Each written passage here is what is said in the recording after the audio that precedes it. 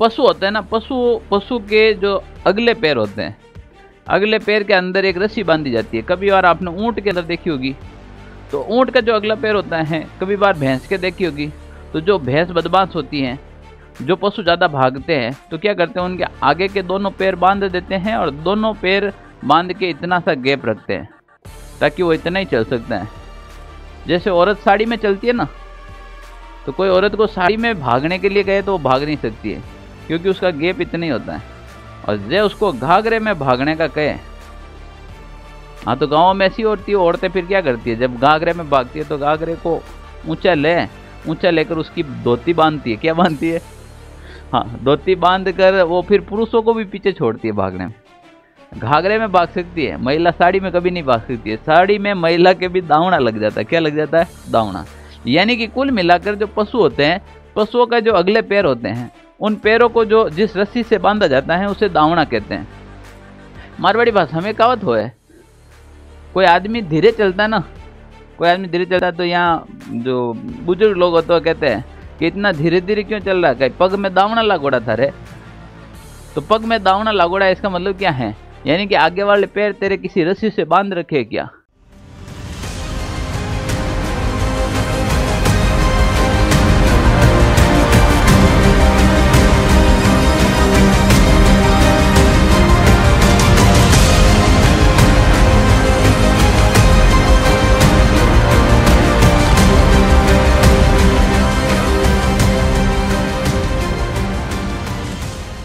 नमस्कार प्यारे साथियों, ऑनलाइन सारथी यूट्यूब चैनल पर आपका स्वागत है। मैं आपका मित्र संपत राज। आप स्वस्थ होंगे, मस्त होंगे। क्लास को जारी करते हैं। इससे पहले हमने जो क्लास ली थी वो कुछ समय की थी, पशु शब्दावली वाली क्लास थी, जिसमें राजस्थान से पशुपालन से संबंधित जो शब्दावली थी, बड़ी महत्वपूर्ण क्लास थी। पशुपालन में राजस्थानी शब्दावली के बारे में बहुत ज़्यादा पूछा जाता है। मुझे लग रहा है कि राजस्थानी शब्दावली के भी कुछ क्वेश्चन आ सकते हैं। बने रहिए हमारे साथ और नोट साथ में तैयार जरूर कीजिएगा, ठीक है ना। चलो धन्यवाद। आज की क्लास शुरू करते हैं अपन। तो पशुपालन जो शब्दावली के बारे में अपन बात कर रहे थे, क्लास तो यही थी ना अपने पशुपालन वाली, बिल्कुल। तो आज का जो चैप्टर रहेगा वो रहेगा राजस्थानी पशुपालन शब्दावली। तो भाई देखो, यहाँ जो वैकेंसी है, पशुपालन की जो वैकेंसी है, इसमें सबसे ज़्यादा फायदा मिलने वाला है अपने ग्रामीण क्षेत्रों से जो आते हैं। आप में से गाँव से कौन कौन आते हैं वो बताइए। हाँ, तो आप लोगों को सबसे ज़्यादा फायदा मिलने वाला है, क्योंकि गांव के अंदर जो देसी भाषा में जो शब्दों का प्रयोग किया जाता है वो आप लोगों को कैसे पता चलेगा? शहर वाले को क्या पता।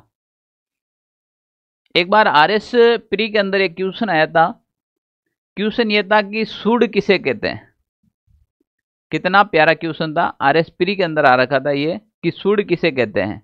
तो एक अच्छा सवाल आया था कि सूढ़ किसे कहते हैं। तो सूढ़ क्या होता है भाई? तो सूढ़ की बात करो। अब वैसे तो ये नॉर्मली टॉपिक था, सूढ़ किसे कहते हैं। अब आप ही बताइए सूढ़ किसे कहते हैं। जिसको आ रहा है वो ईमानदारी से हाथ खड़ा करो, बस बोलने की जरूरत नहीं, केवल हाथ खड़ा कर दो। देखो, इसका मतलब जो गांवों से आ रहे हैं उनके सबके हाथ खड़े हो रहे हैं। आप में से वो हाथ खड़ा रखे जो शहर से हैं, फिर भी उनको पता है सूढ़ किसे कहते हैं। अच्छा, कौन से शहर से हो भाई? भाई जोधपुर सिटी है। स्मार्ट सिटी है ना, कोई नहीं। चलो, तो सूढ़ होता है बारिश से पहले, जब किसान होता है खेत में जुताई करता है, इससे पहले जो खेतों की साफ सफाई करता है उसे सूढ़ करना कहते हैं। क्या करना कहते हैं? सूढ़। ऐसे सवाल भी पूछे जाते हैं। तो ये जो क्लास रहेगी ये राजस्थान के ग्रामीण क्षेत्रों के जो किसान परिवार के जो मेरे प्रिय स्टूडेंट, आप सबको ये फायदा मिलने वाला है इस क्लास के अंदर, और आप एडवांस में बोलेंगे। तो सबसे पहला यह है आपके सामने, देखो यहाँ शब्दावली लिख रखी है। इतनी शब्दावली तो मेरे माइंड में भी नहीं रहती है, पर ये इनका मतलब क्या है ये सब का मुद्दे पता है कि मोरी क्या होती है, दामना क्या होता है, नाड़ा क्या होती है, जूड़ा क्या होता है। तो सबसे पहला यह आपके सामने जूड़ा। जूड़ा क्या होता है ये बताइए, जल्दी से बताइए, जूड़ा क्या होता है।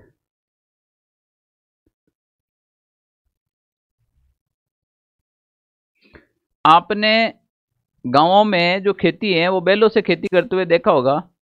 तो जब बैलों से खेती करते हैं तो जो हल होता है, और हल का जो भाग पशु के गर्दन पर रखा जाता है, जो पशुओं के गर्दन पर रखा जाता है, जैसे दो पशु होते हैं, कहीं पे एक पशु से होती है, मैक्सिमम दो पशुओं से खेती होती है। तो दोनों पशुओं को कनेक्ट करने के लिए एक इधर पशु और एक इधर पशु, दोनों की गर्दन के ऊपर रखा जाता है। यानी कि ये इस प्रकार से होता है, ये इधर एक खूंटी लगी होती है और ऐसा होता है, इधर भी खूंटी लगी होती है और बीच में ये हल होता है। तो एक पशु तो आपके इधर आ जाएगा और एक पशु आपके इधर आ जाएगा। तो ये बीच का जो भाग होता है ये जुड़ा कहलाता है। क्या कहलाता है बेटा? ये बीच का भाग है, ये जुड़ा कहलाता है। तो अपन इसको किस लैंग्वेज में लिख सकते हैं?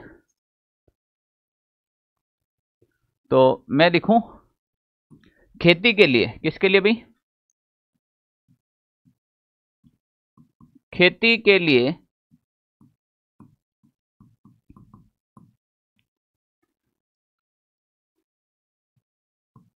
पशुओं के गर्दन पर जो भाग रखा जाता है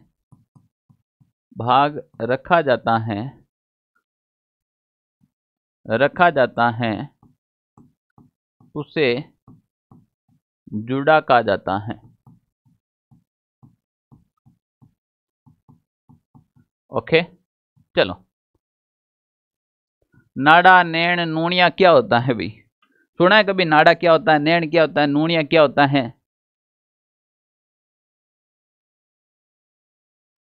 देखो भाई, सबसे पहले तो ये चमड़े का बना होता है। किसका बना होता है? चमड़े से निर्मित होते हैं। तो चमड़ा का बना होता। अब क्या होता है कि ये एक रस्सा की तरह होता है जिसकी लंबाई होती है कम से कम 6-7 हाथ लंबा होता है। ये 6-7 हाथ लंबा होता है। और ये तो आ गया जुड़ा। ये जो आडा वाला दिख रहा है आपको, देखो मैं कलर चेंज कर रहा हूं। ये जो रेड कलर का आपको, रेड कलर वाला, ये रेड कलर वाला तो हो गया आपके जुड़ा। ये रेड कलर वाला क्या हो गया? जुड़ा हो गया। और ये पीछे हो गया हल। ये पीछे क्या हो गया? ये भी आपके हल हो गए, ये इस प्रकार से, ठीक है ना? ये पीछे हो गया हल। अब देखो, इस जुड़ा और हल को यहां पर जो बांधा जाता है आपस में, हल ऐसे तो होगा नहीं, ये बांधने के लिए एक चमड़ा का बना हुआ कम से कम 6 हाथ लंबा, पुटने हाथ, एक हाथ 1.5 मीटर का होता है। तो 6 हाथ या 7 हाथ लंबा, कितना हाथ?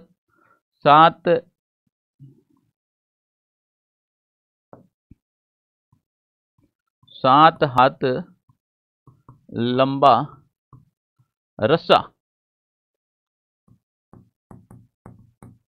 जो जुड़ा और हल को बांधने का कार्य करता है। यानी कि जुड़ा और हल को आपस में बांधने का जो कार्य करता है वो होता है दावना। देखा ना, पशु होते हैं ना, पशु के जो अगले पैर होते हैं, अगले पैर के अंदर एक रस्सी बांधी जाती है। कभी बार आपने ऊंट के अंदर देखी होगी, तो ऊंट का जो अगला पैर होता है, कभी बार भैंस के देखी होगी। तो जो भैंस बदमाश होती हैं, जो पशु ज़्यादा भागते हैं, तो क्या करते हैं, उनके आगे के दोनों पैर बांध देते हैं और दोनों पैर बांध के इतना सा गैप रखते हैं ताकि वो इतना ही चल सकता है। जैसे औरत साड़ी में चलती है ना, तो कोई औरत को साड़ी में भागने के लिए कहे तो वो भाग नहीं सकती है, क्योंकि उसका गैप इतना ही होता है।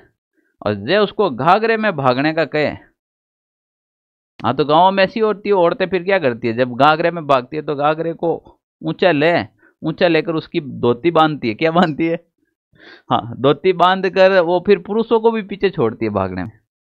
घाघरे में भाग सकती है महिला, साड़ी में कभी नहीं भाग सकती है। साड़ी में महिला के भी दावना लग जाता है। क्या लग जाता है? दावना। यानी कि कुल मिलाकर जो पशु होते हैं, पशुओं का जो अगले पैर होते हैं, उन पैरों को जो जिस रस्सी से बांधा जाता है उसे दावना कहते हैं। मारवाड़ी भाषा में कहावत हो है, कोई आदमी धीरे चलता है ना, कोई आदमी धीरे चलता है तो यहाँ जो बुजुर्ग लोग होते हैं कहते हैं कि इतना धीरे धीरे क्यों चल रहा है, कहीं पग में दावना लागोड़ा था रे। तो पग में दावना लागोड़ा, इसका मतलब क्या है? यानी कि आगे वाले पैर तेरे किसी रस्सी से बांध रखे क्या? आई बात समझ में? तो ये एक ऐसी रस्सी है जो आगे की पशु की आगे की टांगे होती है, पैर हैं उसको बांधने के लिए। पशुओं के अगले पैर बांधने में जो रस्सी काम ली जाती है,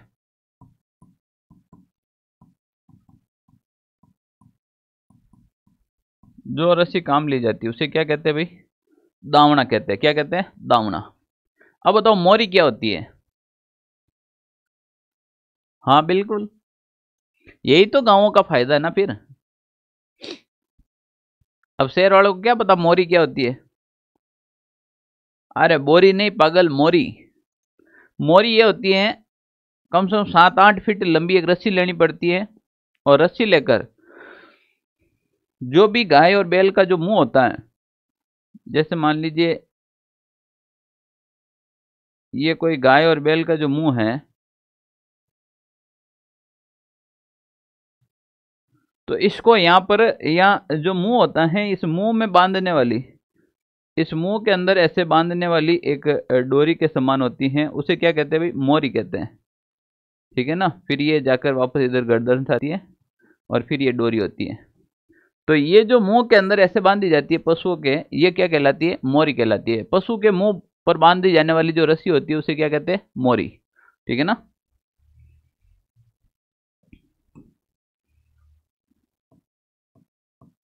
पशु के मुंह के ऊपर बांधी जाने वाली रस्सी, बांधी जाने वाली रस्सी मोरी कहलाती है। मोरी कहलाती है।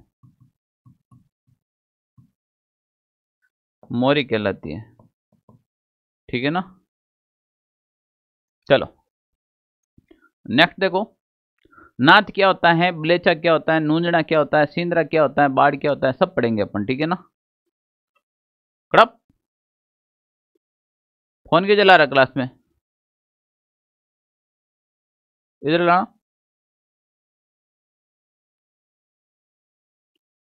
किसका फोन देख रहा तू? क्या देख रहा है? तो मुझे इम्प्रेस करा गया कि सर मैं आपका वीडियो देख रहा हूँ क्लास में।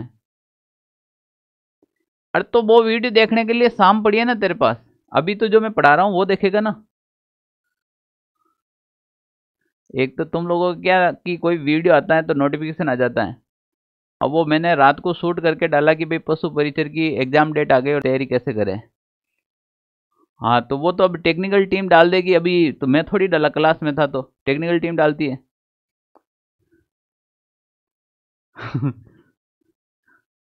हाँ तो भाई देखो आप लोग भी देख लेना, हमने एक वीडियो डाल रखा है उसके ऊपर, है ना। तो तैयारी कैसे करें, अब गिनती के हमारे पास 215 दिन रहे। 215 दिनों में सर इमोशनल बहुत ज़्यादा करते हो, तो बेटा इमोशनल तो मैं मोटिवेट करने का मुझे शौक चढ़ा रहता है। ठीक है ना।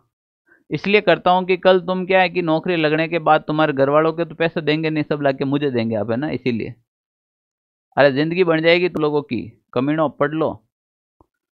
मोटी इमोशनल क्या है? ये कोई इमोशनल क्या है? पढ़ना है, जगा रहा हूँ तुम्हें। ठीक है ना। तो आप लोग भी वो वीडियो ज़रूर देखना। ठीक है ना।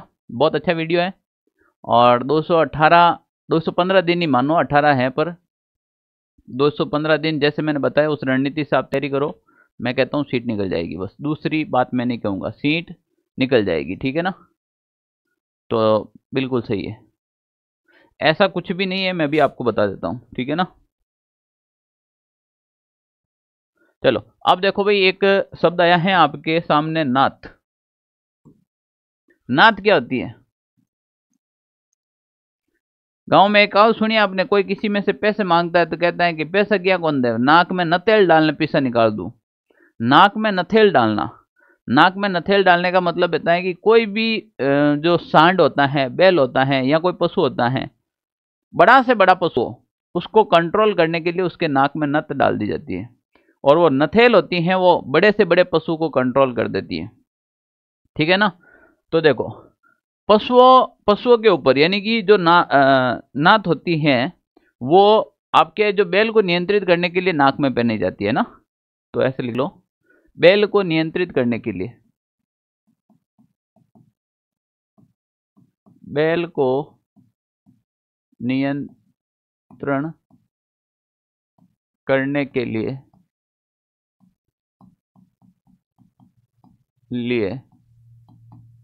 नाक में पहनी जाती है। कहाँ पहनी जाती है भाई? नाक में पहनी जाती है। ओके। एक आया आपके सामने बलेचा। बलेचा क्या होता है भाई?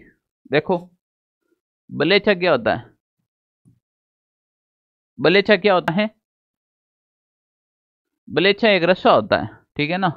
बैल और ऊंट को बांधने में काम लिया जाता है। बैल व ऊंट को बांधने में, बैल व ऊंट को बांधने में काम ली जाने वाली रस्सी, ली जाने वाली रस्सी, इस रस्सी को कहा जाता है बलेचा। इस रस्सी को क्या कहा जाता है? बलेचा। नूंजना या न्याणा क्या होता है? आप में से दूध किन किन को निकालना आता है? हाँ पूछा था मैंने। तो भाई तुम्हारी गाय होती है जिसका दूध निकालते हैं, भैंस के कभी नूंजना नहीं लगता है। भैंस के जो दूध निकालते हैं तो पिछले वाले पैरों में रस्सी नहीं बांधी जाती है, सीधे निकाला जाता है। गाय के रस्सी बांधना जरूरी है। कोई गाय हो सकती है जिसके रस्सी की आवश्यकता नहीं हो, तो फिर रस्सी तो बांधनी पड़ती है भाई। हाँ आप लोग बताइए भाई, जो हमारा ऑनलाइन देख रहे हो वो बताइए कि जब तुम गाय, तुम्हारे घर में पहले तो बताओ गाय किन किन के हैं, और ये गाय है तो तुम जब दूध निकालते हो तो नूंजना बांधते हो या नहीं बांधते हो? ठीक है ना। तो ये चीज जरूरी है। तो देखो भेड़ा ही ना नूंजना, कौन सा ना? नूंजना। दूध निकालते समय, दूध निकालते समय पैर में बांधी जाने वाली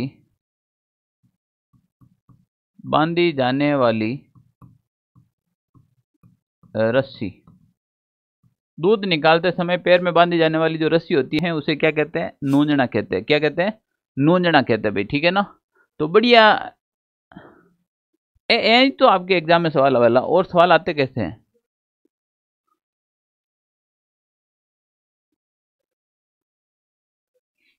ठीक है। शिंद्रा क्या होता है? ये भी पशुओं के लिए प्रयोग किया जाता है। पशुओं के बांधने में प्रयुक्त रस्सी होती है जिसे शिंद्रा, जिसे अपन कहते हैं रस्सा, और मारवाड़ी भाषा में एक शब्द लेते हैं बंधना। ठीक है ना। तो वो सब इसी कहते हैं, शिंद्रा।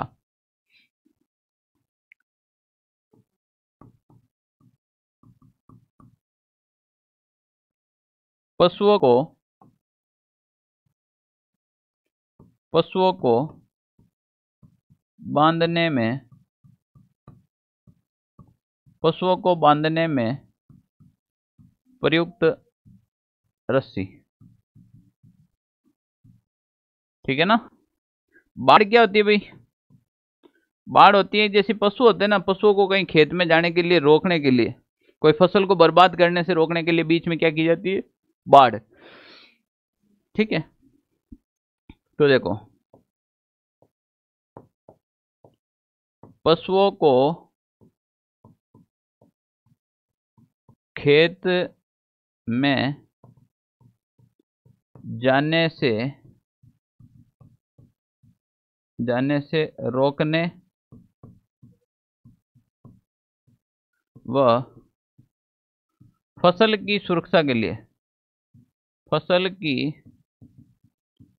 सुरक्षा के लिए कांटेदार झाड़ियां,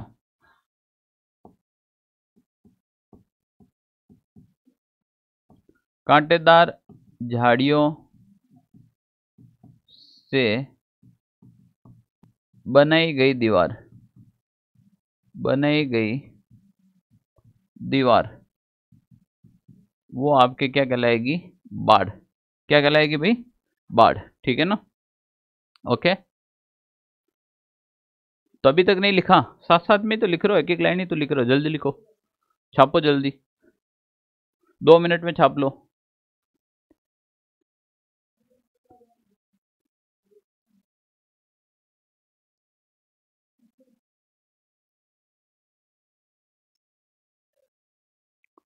लिखो लिखो लिखो। एक पॉइंट लिखा और वो भी आपसे कंप्लीट नहीं हुआ, तो फिर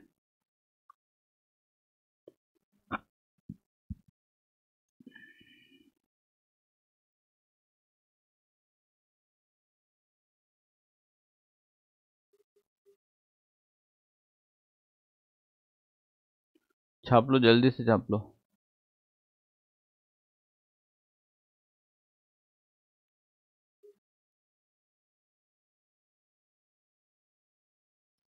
चलो भाई, छाप लिया, चले आगे। अब लिखो पो।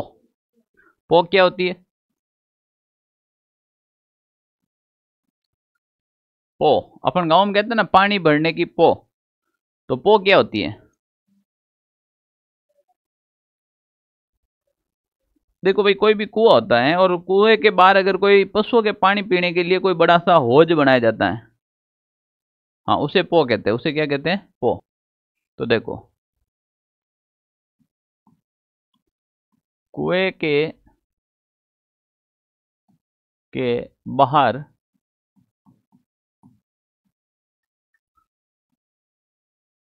पशुओं के पानी पीने के लिए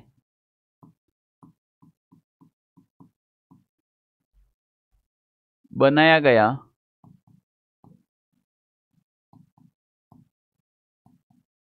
बड़ा हौज, हौज या हौद कहते हैं।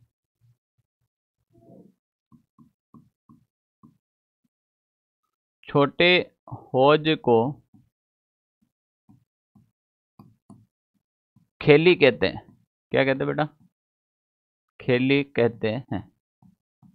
छोटे हौज को क्या कहते हैं? खेली कहते हैं। ठीक है ना?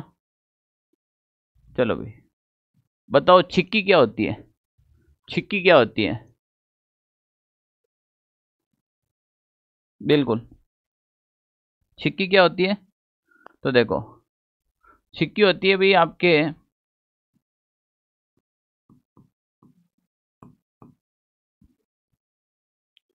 जो छोटे बच्चे होते हैं, छोटे बच्चे या फिर बछड़े को दूध पीने, और छोटा होता है तो मिट्टी खाता है, तो दूध पीने और मिट्टी खाने से रोकने के लिए, रोकने के लिए रोकने के लिए मुंह पर जालीनुमा जालीनुमा रस्सी बांधी जाती है। जालीनुमा रस्सी बांधी जाती है, उससे कहते हैं भाई। ठीक है ना? मैख क्या होती है? मैख बांधने में काम आती है ना, बिल्कुल। और अक्सर घोड़ों को, ठीक है ना, घोड़ों में बांधने के तो प्रयुक्त जो खूंटा होता है उसे मैख कहते हैं। यानी कि घोड़े को जिस खूंटे से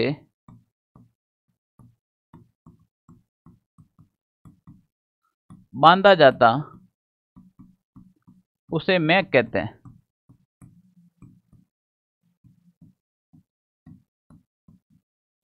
घोड़े को जिस खूंटे से बांधा जाता है उसे क्या कहते हैं? मैक कहते हैं। अब एक खराया क्या होता है?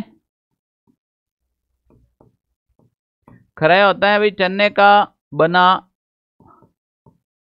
चारा।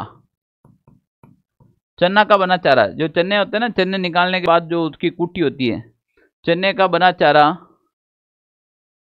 जिसे सबसे ज्यादा पसंद करते हैं ऊंट, जिसे ऊंट बड़े चाव से खाते हैं।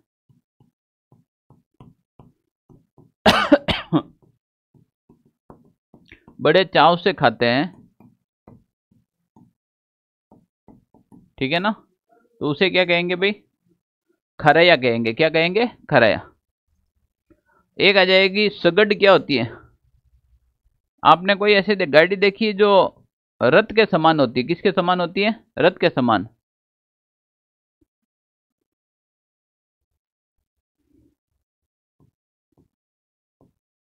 रथ के समान दिखने वाली सुंदर गाड़ी, सुंदर पशु गाड़ी। हमो हीरे गाड़िया तो पहला राजा महाराजा भी गाड़ा घोड़ा में ही जाता था, ठीक है ना। अब जैसे ढोला मरवड़, अब ढोला नरवड़ झालावाड़ का, मारू बीकानेर की, मरवड़ बीकानेर की।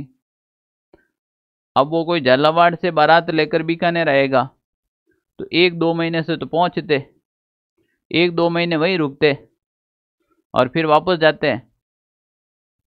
अब हमारे रतन सिंह जी पद्मिनी को लेकर आए, गंधर्व सेन की पुत्री, लंका से, यानी कि श्रीलंका से लेकर आए। कहाँ से लेकर आए भाई? श्रीलंका से, ऐसे बताया जाता है। अब उस जमाने में कोई बैल लेकर श्रीलंका बारात लेकर जाए तो जब वापस घर आए तो 2-3 छोरा छोरी साथ में लेके आए। फिर पहुंचता भी तो इतने टाइम से ना। पहले बैलगाड़ियों से काम होती थी, तो ऐसे सगड़ जैसे काम लिए जाते थे। तो पुरानी शब्दावली है, अगर आपके पूछा जाए तो पूछ ले।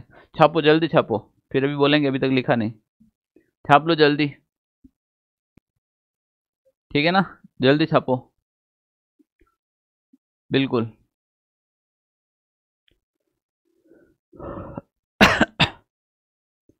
5, 7, 8, 10 एक और शब्द है, लिख लियो। लिख लिया? इंपॉर्टेंट है बेटा, एग्जाम पूछा जा सकता है। खूंटा क्या होता है? खूंटो ठोकन बैठ गो, यानी खूंटा इधर उधर नहीं होता है। पशुओं को बांधने के लिए गाड़ी जाने वाली जो लकड़ी होती है उसे खूंटा कहते हैं,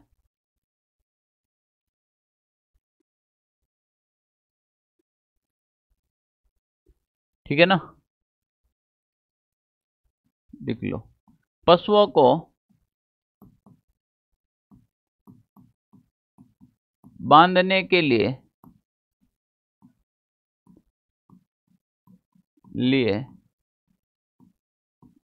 जमीन में गाड़ी जाने वाली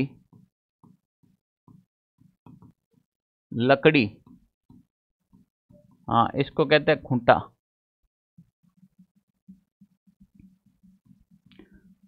बागोलते क्या होते हैं? देखो भाई, पशुओं को खार चाटने की इच्छा हो। खार का मतलब होता है ना, देखो काफी बार ऐसा होता है कि जो पशु होते हैं, जो पशुपालन करते हैं ना, तो वो क्या करते हैं, जैसे नमक होता है, सेंधा नमक होता है, उस सेंधा नमक की जो डली होती है वो जाकर उनके जहाँ पशु रहते हैं ना वहां पर रख देते हैं, ठीक है ना। बिल्कुल। तो वो क्या होता है ना, वो चाटता रहता है, उसको भी स्वाद आता रहता है और छोटे छोटे जो कीटाणु होते हैं वो मर जाते हैं। पशुओं को खार चाटने के लिए रखा गया अखाद्य, खाने योग्य नहीं हो, अखाद्य सामग्री,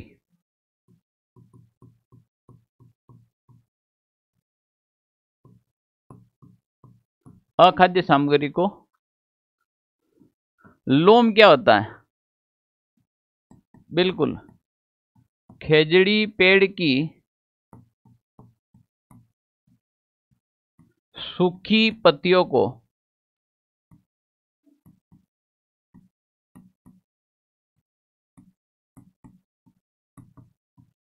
लोम कहा जाता है, जो पशु खाने में काम आता है, ठीक है ना। और पार्लर, दोनों में यही फर्क होता है। बेर की पेड़ की जो सूखी पत्तियां होती है, बेर बोर खाते ना, पर बेर की पेड़ की सूखी पत्ती होती हैं, सूखी पत्तियों को पालर कहते हैं।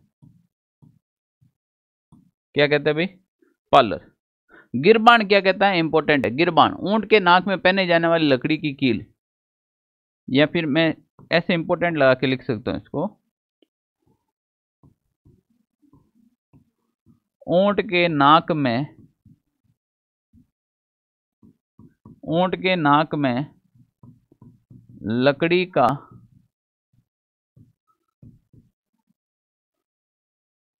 आभूषण,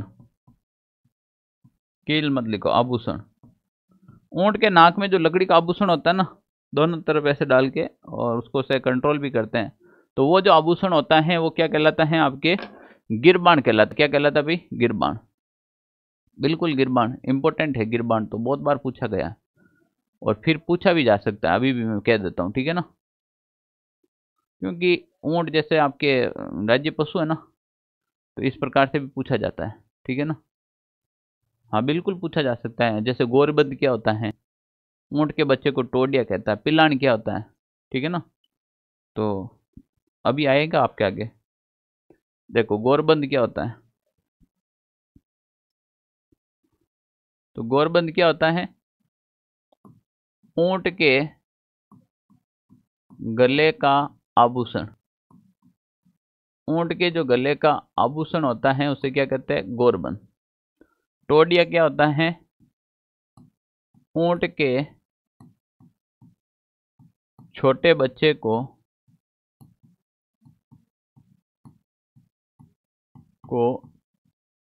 टोडिया कहा जाता है। क्या कहा जाता है बेटा? टोडिया। ऊंट के जो छोटा बच्चा होता है उसे टोडिया कहता है। और ऊंट के ऊपर बैठने का जो, बिल्कुल ऊंट के हम्प या पीठ पर डाली जाने वाली जो लकड़ी की काठी होती है उसे पलाण कहते हैं। क्या कहते हैं?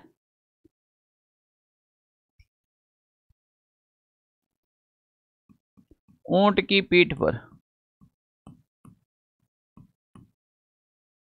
पीठ पर लकड़ी की, लड़की लिख लिया, लो हटाओ, लकड़ी की,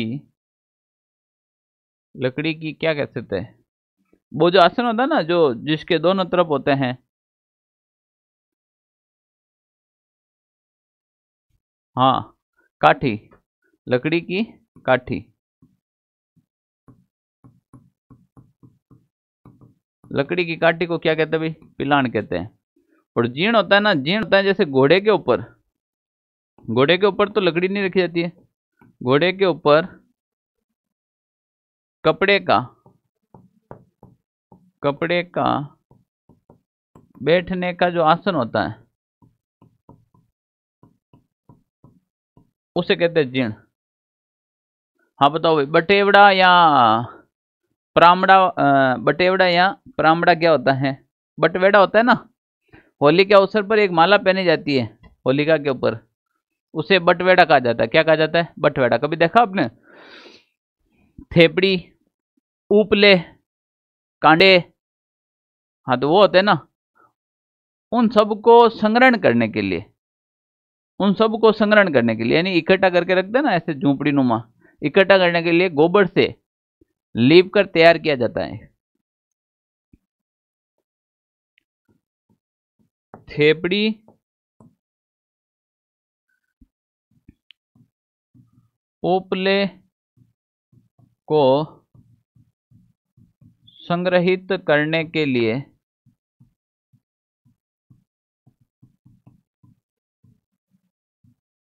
गोबर से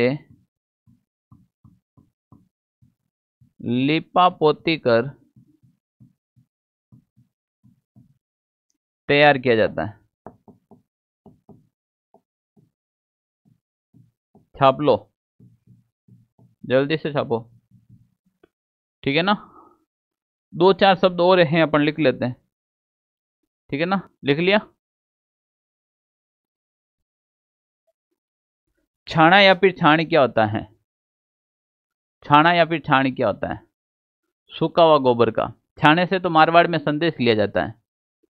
बेटा कभी भी चूल्हे के अंदर छाना डालो, हाँ सूखा हुआ गोबर होता है उसे छाना कहते हैं। अगर वो छाना डालो और वो लुढ़क कर वापस बाहर आ जाए, फिर अंदर डालो और फिर लुढ़क कर बाहर आ जाए, इसका मतलब घर के उस दिन घर पर निश्चित रूप से कोई न कोई मेहमान आएगा। घर के आंगन में अगर सुबह सुबह आकर कौवा बोले, इसका मतलब मेहमान आएगा। ये शगुन मिलते हैं। आप भी जो घर में छोटे बच्चे होते हैं ना, जो तुतलाते हैं, घुटनों के बल पर अभी चलते हैं और तुतलाते हुए बोलना सीखे हैं, उनको पूछ लेना। पहले औरतें संदेश लेती थी, हाँ कि बेटा तारा अंकल जी आए कि नहीं आए, और वो तुतलाता हुआ कह देता कि आएंगे, इसका मतलब अंकल जी आएंगे। वो कह देता नहीं आएंगे तो नहीं आएंगे। आप भी शगुन ले सकते हो। हाँ घर में ऐसा कोई बच्चा हो तो बेटा पूछना, बेटा मेरी नौकरी लगेगी कि नहीं लगेगी। वो कहेगी लगेगी तो लग जाएगी, और कहेगी नहीं लगे तो क्या चॉकलेट देकर दोबारा बुलाओ, तो लग जाएगी। हाँ पहले पति बाहर जाता था, और हमारे राजस्थान में पतियों के नाम नहीं लेते हैं। पतियों के कभी भी नाम नहीं लेते हैं। पति के नाम लेने से पति की उम्र छोटी होती है।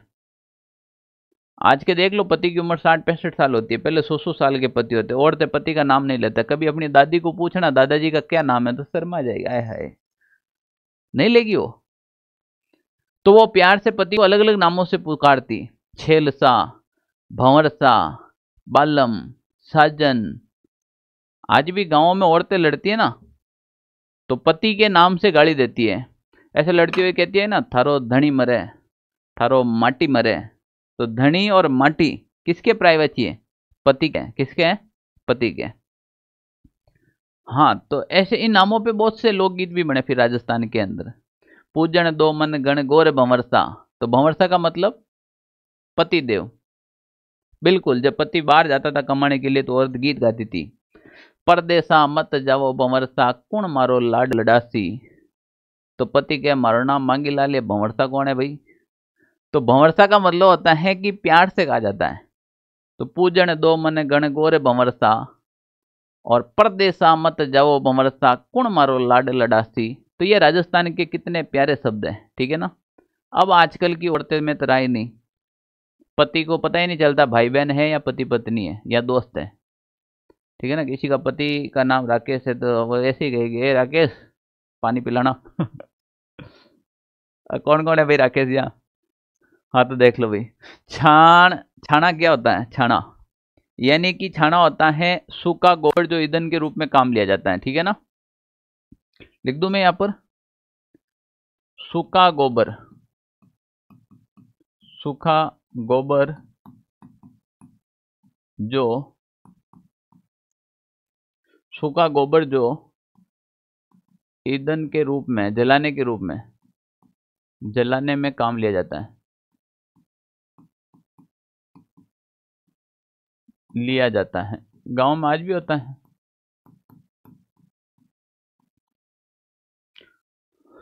दाल बाटी बनाते हैं ना, बाटी किस में बनती है? फिर गोबर के छानों में ही तो बनती है। बिल्कुल। अब देखो भाई प्यारे विद्यार्थियों, काम की बात सुन लो, सभी कान खोल के सुन लो, दोनों कान खोल के सुन लो। गिनती के तुम्हारे पास दिन बचे हैं 215, 18। हाँ 18 दिन है ना, तो 18 का दिमाग में निकाल दो, 215 दिन मान लो। 215 का मतलब है कि आपके पास मात्र और मात्र 7 माह का टाइम बचा है। कितने माह का टाइम बचा है? 7 माह का। अभी तक पढ़ाई नहीं की है तो भी लग जाओ, मैं कह रहा हूं ये 215 दिन तुम्हारी जिंदगी डिसाइड करेगा। बेटा अभी तुम्हारी जिंदगी ऐसी है, बिल्कुल ब्लैक है। बिल्कुल तुम्हारी जिंदगी कैसी है? एकदम ब्लैक है। और जिस दिन 215 दिन मेहनत कर ली, इसको ऐसे पलटने में टाइम नहीं लगेगा। और जो अभी पीछे से ब्लैक दिखाई दे रही है ना, एकदम उजाली हो जाएगी। बस जिंदगी को पलटने में इतना ही टाइम लगता है। एक रात में आदमी का कैरियर पलट जाता है। जिस रात रिजल्ट आएगा ना, ये हाथ इतना ही होगा, यानी कि कैरियर जो जिंदगी काली है वो एकदम वाइट हो जाएगी। तो गिनती के 215 दिन है, 7 माह है। पहली बात, कोई भी क्लास मिस नहीं करेगा, रेगुलर क्लास करोगे तुम, पहले मैं बता देता हूँ। दूसरी बात, अगर तुम लोगों ने अगर किसी ने क्लास मिस की, मुझे मजबूरन होकर तुम्हारे खिलाफ एक्शन लेना पड़ेगा। फिर मैं घर वालों को कॉल करूंगा, माता पिता को यहाँ पर बुलाऊंगा, फिर आप कहेंगे कि सर हमारे साथ आप बर्ताव अच्छा नहीं कर रहे हैं। मैं कहाँ तक करूं? दो चीजें काम कर लो, या तो फिर आप मेरी कोचिंग छोड़ के चले जाओ और या फिर रेगुलर आओ, दो में से एक काम करो, ठीक है ना। मुझे कोई मतलब नहीं। और दूसरी बात, कोई जाए बेशक अपनी फीस लेकर जाना, कोई इश्यू नहीं। मेरे पास पढ़ने के लिए खूब सारे तैयार बैठे हैं, तुम नहीं तो कोई और ही सही, ठीक है ना। कोई न कोई तो आएगा, मैं ऐसे तो बैठा नहीं रहूंगा। आना है तो रेगुलर आना है, चाहे तुम्हें बुखार आ जाए तो टेबलेट ऑफिस से लेना है, पर क्लास में बैठना है, ध्यान रख लेना। दूसरी बात, जो हर संडे को टेस्ट हो रहा है, अगर गलती से किसी ने मिस कर दिया टेस्ट तो मेरे से बुरा और कोई नहीं होगा, मैं पहले बता देता हूं, कान खोल के सुन लेना। एक भी संडे को टेस्ट मिस नहीं करोगे, ठीक है ना। तीसरी बात, जो जो मैं टेस्ट ले रहा हूं तुम्हारे, वो सारे के सारे टेस्ट हैं, वो एक संभाल कर फाइल में रखेंगे आप। ऐसा नहीं कि पेपर दिया और घर जाके फेंक दिया, ठीक है नंबर आ गए। फाइल 30, अगर हर संडे को मैं पूरा टेस्ट लूंगा, वरना आपके टॉपिक वही टेस्ट हो ही रहे, तो उनकी एक फाइल संभाल कर रखेंगे, ठीक है ना। फाइल ले लेना मार्केट से, उसके अंदर पंच करते हैं, और जब पेपर होए ना तब आके देखना उसमें से सवाल कितने मिले। हाँ ठीक है ना, चलो ठीक है, खूब है। ये राजस्थान की शब्दावली इतनी है, क्षण तक पढ़ लेना आप।